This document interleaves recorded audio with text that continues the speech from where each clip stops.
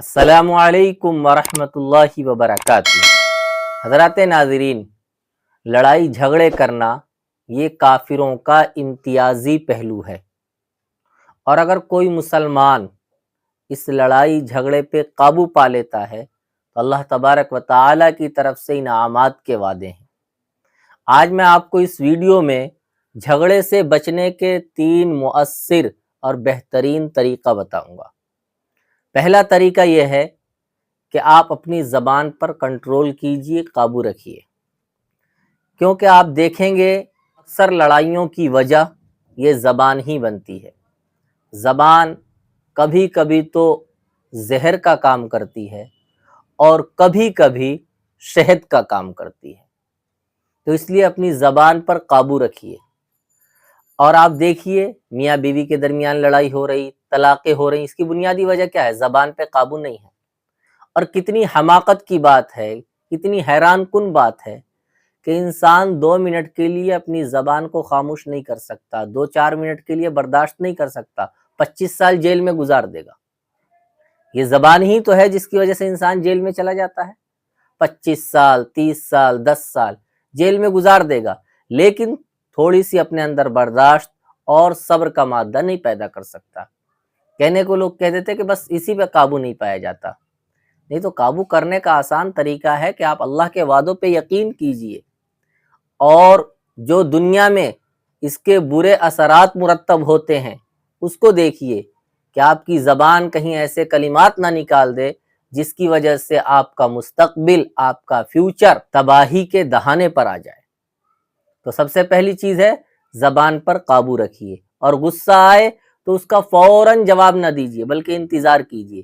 اگر آپ کو آج کسی چیز پہ غصہ آ رہا، کسی کو دیکھ کر کسی کی باتوں پر آ رہا ہے، تو آپ اس کا جواب آج نہیں بلکہ کل دیجیے، پھر دیکھیے اس کا کیا فائدہ نکلتا ہے۔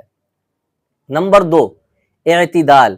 اگر آپ کو کسی حق بات پر بھی غصہ آ رہا اور آپ کی لڑائی ہو رہی تو اس کے اندر میانہ روی اور اعتدال، یعنی لڑائی میں حد سے تجاوز مت کریے، حد سے آگے مت بڑھیے، اپنی باؤنڈری کروس نہ کیجیے، بلکہ ایسے راستے پر رک جائیے جہاں سے دوستی کے چانس ہوں، جہاں سے آگے دشمنی نہ بڑھے زیادہ۔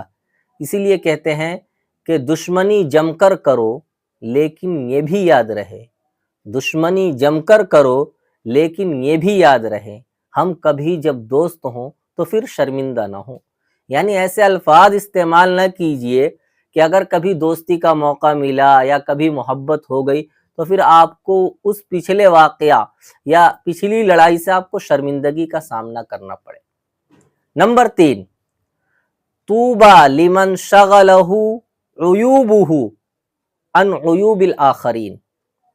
دوسروں کے عیبوں پر نظر رکھنے کے بجائے یہاں دیکھیے، اپنے دل میں جھانکیے، اپنے عیبوں کو ٹٹولیے، اپنے اندر کے کیڑے ہٹائیے کہ آپ کی زبان میں، آپ کے الفاظ میں سانپ بچھو لٹک رہے ہیں، لیکن آپ دوسروں کی مکھیاں اڑانے پہ لگے ہوئے ہیں۔ آپ اپنے عیبوں کو تلاش کریں گے تو آپ کے اندر خوبیاں پیدا ہوگی، اور پھر اس کے بعد طوبیٰ لمن شغلہ عیوبہ، کہ خوشخبری ہے اس کے لیے جس کے عیوب اس کو دوسروں کے عیبوں سے غافل کر دیں، یعنی اپنے عیبوں پر ایسے نظر رکھے کہ اسے دوسروں کے عیب نظر ہی نہ آئے۔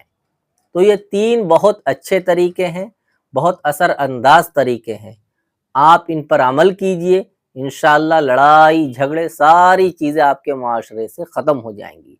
فقط والسلام۔